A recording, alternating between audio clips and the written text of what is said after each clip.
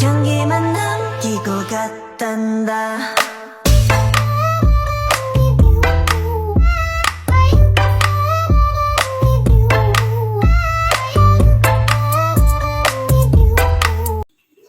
Assalamualaikum warahmatullahi wabarakatuh.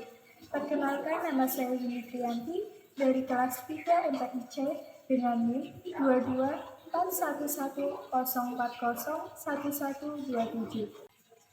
Urgensi mata kuliah pengembangan kurikulum bagi kita sebagai calon pendidik secara teoritis sangatlah penting, karena memberikan pengetahuan yang mendalam terkait dengan prinsip-prinsip pendidikan, teori-teori pembelajaran, serta strategi pembelajaran yang efektif. Suatu kurikulum diharapkan memberikan landasan, visi, dan menjadi pedoman bagi pengembang kemampuan peserta didik secara optimal, sesuai dengan tuntutan dan tantangan masyarakat. Sedangkan secara praktis, pengembangan kurikulum memberikan peluang bagi calon guru untuk mengembangkan keterampilan dan pengetahuan praktis yang diperlukan dalam mengelola kelas, berinteraksi dengan siswa, dan menciptakan lingkungan belajar yang positif. Hal ini mendukung persiapan mereka untuk menjadi guru yang kompeten dan berhasil dalam karir mengajar mereka. Yang kedua, yaitu hubungan landasan pengembangan kurikulum dengan komponen kurikulum. Pengembangan kurikulum seperti filosofi pendidikan, psikologi pendidikan, sosiologi pendidikan, dan sejarah pendidikan memiliki hubungan yang erat dengan berbagai komponen kurikulum, yang diantaranya komponen tujuan, isi, metode pengajaran, dan evaluasi. Prinsip kurikulum yang mencakup panduan umum yang mengarahkan pengembangan kurikulum berada di tengah-tengah interaksi antara landasan pengembangan kurikulum dan komponen-komponen kurikulum. Yang pertama, yaitu landasan filosofis pendidikan, yang mengandung arti bahwa pendidikan senantiasa berhubungan dengan manusia, baik sebagai subjek, sebagai objek, maupun sebagai pengelola.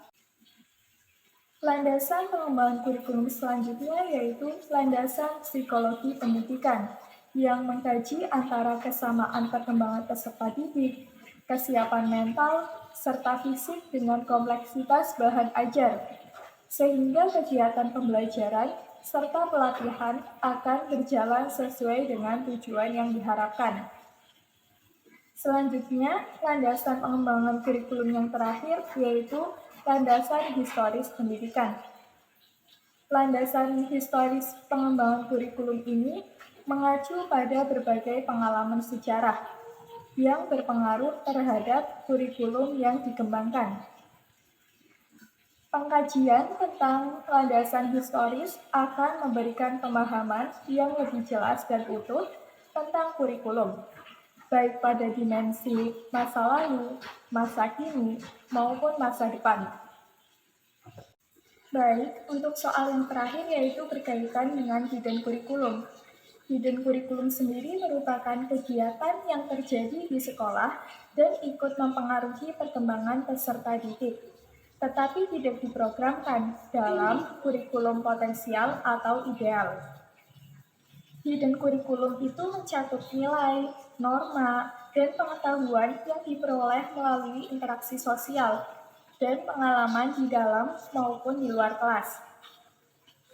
Untuk yang pertama yaitu terkait dengan contoh hidden kurikulum yang saya pelajari pada pembelajaran mata kuliah ini, yaitu terkait dengan nilai sopan santun, di mana seorang mahasiswa perlu konfirmasi pada dosen terkait dengan jam pembelajaran dengan menggunakan kata-kata yang santun. Selanjutnya yaitu nilai kerjasama, di mana pada perkuliahan ini dibentuk suatu kelompok yang terdiri dari beberapa mahasiswa untuk mendiskusikan suatu materi yang sudah diberikan oleh dosen.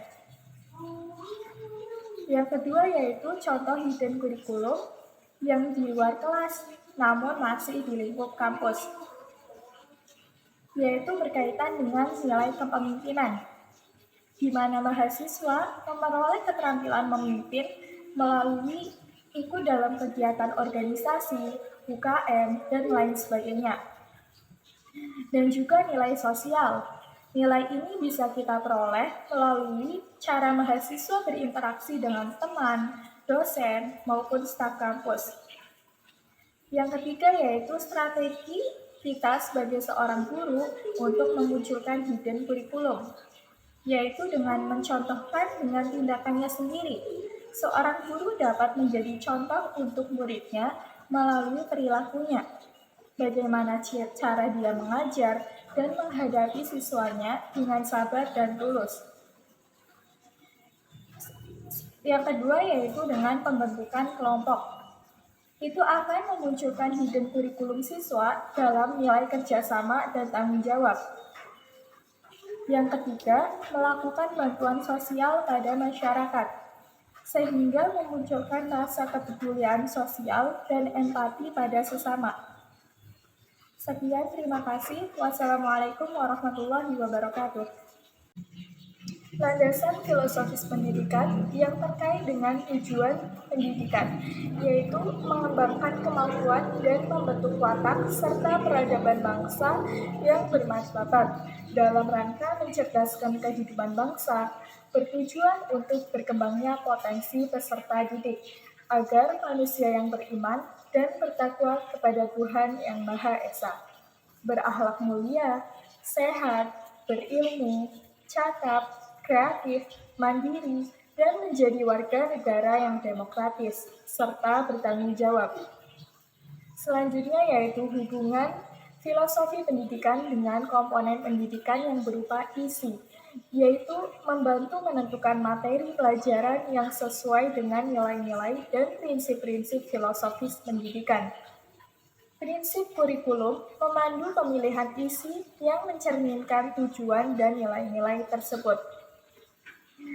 Selanjutnya yaitu hubungannya dengan metode pengajaran, yaitu memandu pemilihan metode pengajaran yang sejalan dengan pendekatan filosofis pendidikan yang dianut.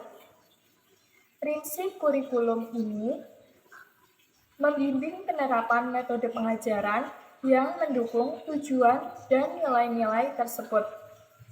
Baik, untuk soal yang terakhir yaitu berkaitan dengan hidden kurikulum. Hidden kurikulum sendiri merupakan kegiatan yang terjadi di sekolah dan ikut mempengaruhi perkembangan peserta didik, tetapi tidak diprogramkan dalam kurikulum potensial atau ideal. Hidden kurikulum itu mencakup nilai, norma, dan pengetahuan yang diperoleh melalui interaksi sosial dan pengalaman di dalam maupun di luar kelas.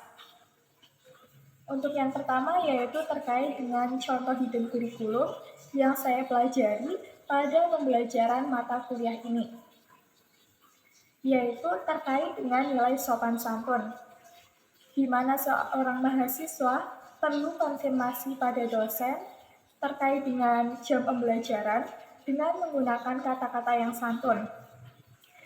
Selanjutnya yaitu nilai kerjasama, di mana pada perkuliahan ini dibentuk suatu kelompok yang terdiri dari beberapa mahasiswa untuk mendiskusikan suatu materi yang sudah diberikan oleh dosen. Yang kedua yaitu contoh hidden kurikulum yang di luar kelas, namun masih di lingkup kampus, yaitu berkaitan dengan nilai kepemimpinan, di mana mahasiswa memperoleh keterampilan memimpin melalui ikut dalam kegiatan organisasi, UKM, dan lain sebagainya. Dan juga nilai sosial. Nilai ini bisa kita peroleh melalui cara mahasiswa berinteraksi dengan teman, dosen, maupun staf kampus. Yang ketiga yaitu strategi kita sebagai seorang guru untuk memunculkan hidden kurikulum, yaitu dengan mencontohkan dengan tindakannya sendiri. Seorang guru dapat menjadi contoh untuk muridnya melalui perilakunya. Bagaimana cara dia mengajar dan menghadapi siswanya dengan sabar dan tulus.